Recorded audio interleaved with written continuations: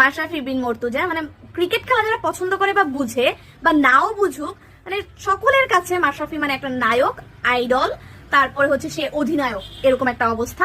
তো ও যখন রাজনীতিতে যায় তখন সবাই ওকে মানে খুবই হতাশ হয়ে গেছে যে সে কেন রাজনীতিতে যাবে। সবাই 18 কোটি মানুষ তাকে একসাথে ভালোবাসছে, কারণ সাকিব তামিমের জন্য যেরকম দুই দল আছে, মাশরাফির জন্য দুই দল নাই, মাশরাফির জন্য মাশরাফি, কোনো কিছু দুই দল ছিল না।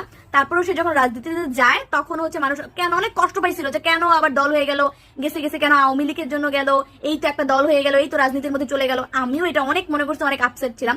পরবর্তীতে 5টা বছর যেসব উন্নয়ন করছে নড়াইলের জন্য, আসলে মুগ্ধ হওয়ার মতো, এবং অনেক ভালো ভালো উন্নয়ন করছে।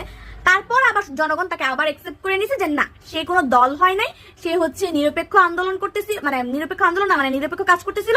তো ওকে ওই জায়গায় বসানোটা ঠিক হয়েছে। আচ্ছা, আজকে লাইভে এসে হচ্ছে দুইটা হাস্যকর কথা বলছে, আর আমার কাছে খুব হাস্যকর লাগছে। সবচেয়ে প্রথম কথাটা